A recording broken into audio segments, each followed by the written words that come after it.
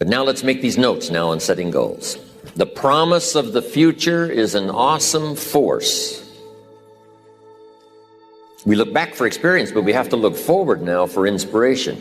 And what gives us inspiration to get up in the morning and do our job, learn skills, develop all that we can possibly be, is the promise of the future.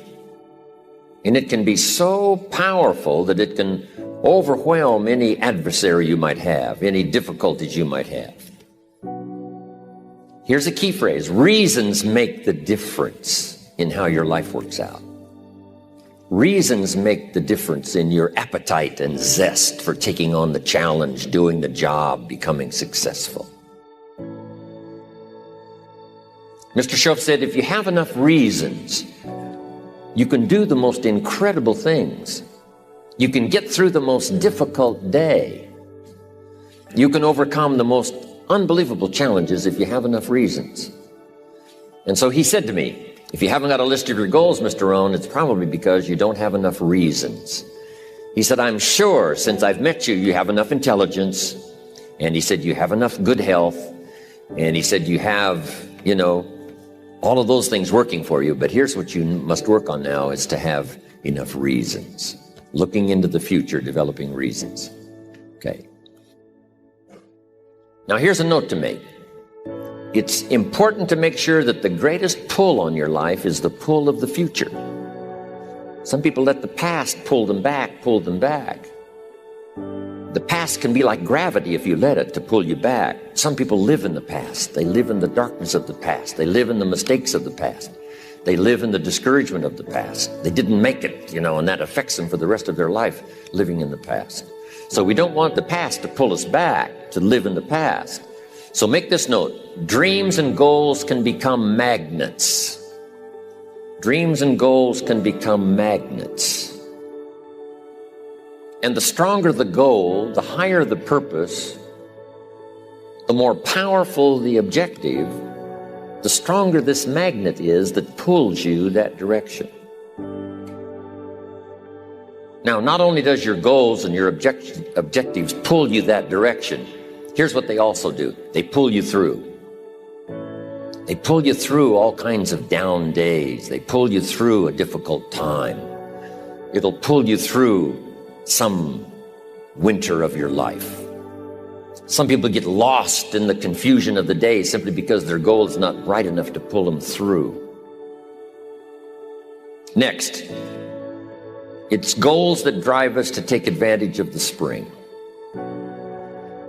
Why would the farmer put the plow in the ground in the spring if he couldn't see the vision of the harvest when the summer is finished?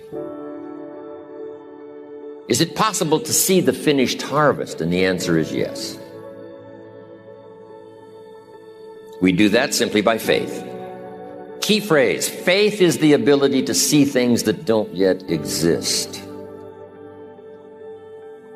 So here's what we want to do in our goal-setting session, is to start looking into the future of what you would like to accomplish, where you would like to go, the person you would like to be, and see if you can't get a better picture of the finished objective.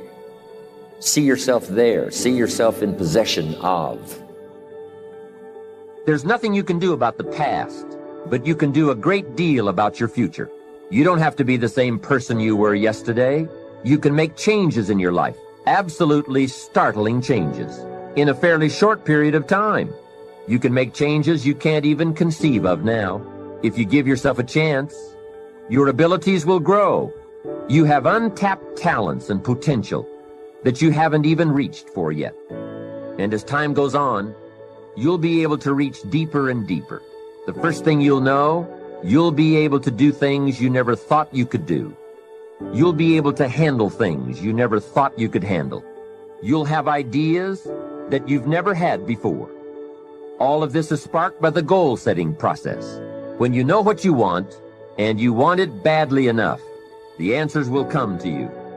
I can't tell you why it works. All I know is, it works. Give yourself a chance to become all you can become and to accomplish all you can accomplish. Let me give you a Bible philosophy that teaches how to get whatever you want. Here's what it says: ask. That's it. Ask.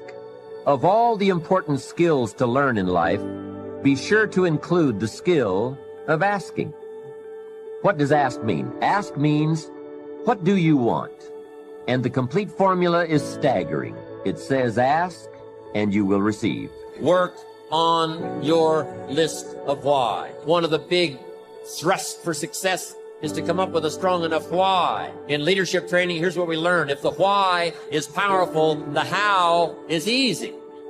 But if the why isn't strong, if your goals aren't powerful, if the vision isn't clear, the old prophet said, without a vision we die, without a vision we perish, without a dream we're nothing.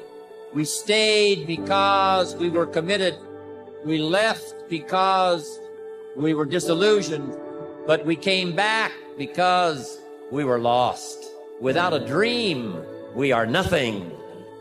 When the why gets big, powerful, strong, how seems to be so much easier. Without a strong enough why, the how seems to be too difficult almost to accomplish. Say, how do you manage your time? Hey, if you had strong and powerful enough goals, you'd figure out how to manage your time. You'd get a book on the subject. You'd do something to manage your time if it was worth it. If it's not worth it, why would you bother studying the art of managing your time if it really doesn't matter? But if it really mattered in the accomplishment of your goals and why you wish to accomplish them, see, you can do anything. You can get up any hour, read any book, take any class, make any change, develop any skill, do any discipline. You can do it all. When this how and the why, or when the why starts to grow, the how gets simple. Maybe one of your goals was to have $1 million home on the hill overlooking Snake River Valley. Okay, that'd be a good goal, $1 million home. Here's the next question. What for? What for? A house is a house is a house with bricks and wood and walls and roof. The key, yes, $1 million home, that'd be wonderful, but what for? So now jot this down. Purpose is stronger than object. The object would be the house, and that'll pull. That's a worthy goal to go for, the object of the house. But here's a stronger goal, the purpose for the $1 million home. So if you got that line, it's one of my best for the whole day. Purpose is stronger than object. It's okay to have plenty of objects to go for on your goal list. But always keep asking yourself the question, and sometimes it's good to just write it out. Here's why I want this money. Here's why I want this place. Here's why. And you start developing those reasons. And I'm telling you now, this starts to become incredibly powerful. Okay. Now, here's the next exercise. I want you to look now at the whole list that you've written and the exercises we've done. Now I want you to answer this question. What kind of person must I become to achieve all I want? Now we've got two things working. What you become helps you to achieve, and what you achieve helps you to become. And the more you become, the more you can achieve, and the more you achieve, the more you can become. Who knows which affects the other the most? Your concept of the person you think you must become to achieve what you want. This is time for a little truth here. Maybe you need to become much wiser than you are at the moment. You need to become stronger. You need to have better health. Maybe you need a little coaching. To really become the person I want to become, I'm going to have some coaching. Physical coaching, spiritual coaching, developing skills coaching. To be the influence you want to be, you got to build an incredible reputation. What kind of person must I be to attract all that I want in my life and the people that I want and the opportunities that I want? Don't set your goals too low. Don't join an easy crowd. You won't grow. Go where the expectations are high. Go where the demands are high. Go where the pressure's on to perform, to grow, to change, to develop, to read, to study, to develop skills. I belong to a small group. We do business around the world. You cannot believe the expectations at that level. What we expect of each other in terms of excellence, far beyond average, so that we can receive from the group, we can contribute to the group, something unprecedented. It's called living at the summit. Go where the demands are high. Go where the expectations are strong, so that it'll provoke you, push you, urgently insist that you not remain the same for the next couple of years, the next 5 years, that you'll grow and change. So don't set your goals too low. But you've got to do better than work hard and be sincere all of your life. You'll wind up broke and embarrassed. You've got to be better than a good worker. You've got to be a good asker. Let me give you some key points on this asking and receiving, setting goals, asking of life. Here's part of the philosophy that helped me to change. First, asking starts the receiving process. Asking is like pushing a button, and all this machinery starts working, mental and emotional machinery. I don't even know how it works, but I do know it works.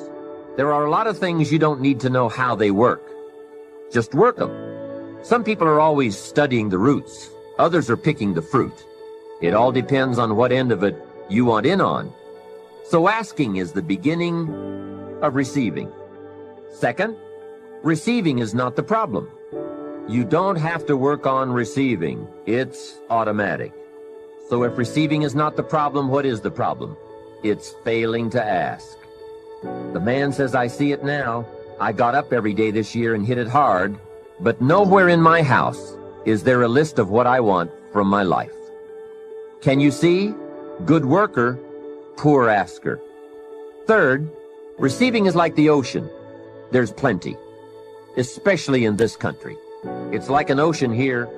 Here, success is not in short supply. It isn't rationed, so that when you step up to the window, it's all gone. No, no. Well, if that's true, what is the problem? Well, the problem is some people go to the ocean with a teaspoon. Have you got the picture? A teaspoon. What I suggest you do in view of the size of the ocean is trade your teaspoon for at least a bucket. And you will look better at the ocean with a bucket. Kids won't make fun of you. Now, here's something else to remember about asking. There are two ways to ask. One is ask with intelligence. It didn't say ask intelligently, but I'm sure it meant that. Don't mumble. You won't get anything by mumbling. Be clear, be specific. Intelligent asking means how high, how long, how much, when, what size, what model, what color. Describe what you want. Define it. Remember, well-defined goals are like magnets. The better you define them, the stronger they pull. And give your goals purpose. Answer both questions. What do I want? That's the object. And the second question, what for? That's purpose. Purpose is stronger than object. What you want is powerful and it will pull. But what you want it for is more powerful. Here's the second way to ask. Ask with faith. Faith is the childish part. It means believe you can get what you want like a child, not an adult. Many adults are too skeptical. They've lost that wonderful childlike faith and trust. Don't let that happen to you. Believe in, have faith in yourself and your goals. And get excited like a child. Childlike enthusiasm. Nothing can beat it. Kids think they can do anything. How exciting. They hate to go to bed at night and can't wait to get up in the morning. Develop that kind of enthusiasm toward your life and your goals. And be curious like a child. Kids can ask 1,000 questions. Just when you think they're finished, they come up with 1,000 more. They'll drive you to the brink. But it's really a virtue. Have plenty of curiosity.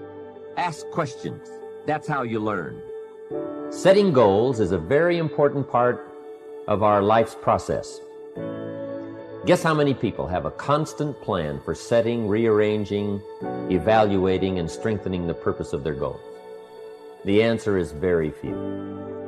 In fact, if you will do this, you will become among the few who do, that become the envy of all who watch.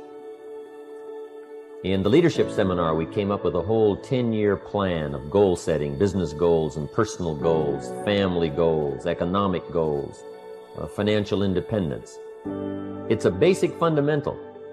In fact, if you will work hard on setting goals, put together a plan for setting goals, reevaluate them, rearrange them, constantly talk about them, go over them again and again, I tell you what this process will do in my personal opinion. It'll put you in what's known as the top 5%. And if you want to be successful, if you want your life to really change in major ways, this is one of the fundamentals. A constant plan for setting, rearranging, evaluating, and strengthening the purpose of your goals. We need to take a look into the future. We've got to have the future well designed. The future is called the promise. And here's what we teach in our leadership series. The promise of the future can be an awesome force for your own future. The promise of the future, designing the future. There's two ways to face the future. One is with apprehension, and the other is with anticipation. I promise you, in my travels around the world, most people face the future with apprehension. And here's why. They don't have it well designed. They've sort of left that up to someone else to fix. But here's the best way to face the future, with anticipation. And you can face the future with anticipation if the future is clear, if the future is well designed. In setting goals, it's very simple. Number one, decide what you want. You just take a little time. You sit down and say, what do I want? What kind of skills do I want? What kind of income do I want for the future? Where would I like to go? Places I'd like to visit. Habits I'd like to acquire, skills I'd like to have. You just take a little time to think about what you want. Economics, friendships, people you'd like to meet, places you'd like to go. You just take some time. And then I suggest, when you've thought about what you want for the future, make a list. Just jot it all down. It's really a very simple process. Get together with your family, your wife, your husband, your children, your business colleagues, and make it one of the major fundamentals in your life, constantly setting, rearranging, evaluating, and strengthening the purpose of your goals. That's number one, fundamental for success. Here's number two, a clear picture of what you intend to do with your present resources. That's a fundamental. Figuring out a plan of what to do and how to manage your present resources. Most everyone I talk to has already got something. The big question is, what are you doing with it? Most everyone has some time, they have some resources, they have some money, or they have a paycheck, or they have some kind of resources, they have some kind of net worth. The big question is, what are you doing with it? Where are you investing it? Where are you putting it? First of all, you've got to understand about society and about money. You've got to understand how to earn it, where to get it, where it comes from, and the importance of managing it. Kids ought to be taught from the time they're just small what to do with a dollar. If a child has a dollar and goes and spends it, right away they've developed the wrong habits. And sure enough, if they continue those poor management habits over the first dollar, you can imagine they're probably going to do the same poor things with those same dollars when they get older. The plans we learn when we're small, sure enough, are most often the plans we follow the rest of our lives. What to do with your money and where to put it. We teach in the care and feeding of the goose that lays the golden eggs. You've got to be a happy taxpayer. You've got to make sure some of your money goes into financial institutions so that successful people can borrow it and start other businesses that employ more people. You've got to make sure that you give some of your money for charity. So for charity and for taxes and for savings and for the accumulation of capital, it's very important to have a management plan for your present resources so that at age 65 you don't wind up like most people do, broke. You wind up with substance, you wind up with plenty to share, you wind up with plenty to enjoy. A plan for using all of your present resources wisely. What I'm saying is we all need a consistent plan for the gathering of knowledge, a consistent plan for going to the library, a consistent plan for attending the lectures, attending the seminars. Most people get ideas just spasmodically, or when someone happens to come by, or they just happen to hear someone, or they happen to read a book that might have some ideas that could help to benefit their life. When you listen to a sermon, make sure you've got your journal to take notes. Wherever you go, gather knowledge, but gather it on purpose. Do it constantly, do it daily, and do it consistently. We need a consistent plan for reading books. Most people just read books haphazardly, spasmodically, or most people just don't read at all. Or they don't have a good plan for reading the right books. Sure enough, the man reads the comics instead of the classics. And he misses all the things that could really benefit his life because he doesn't have a plan. Here's a good thought to consider.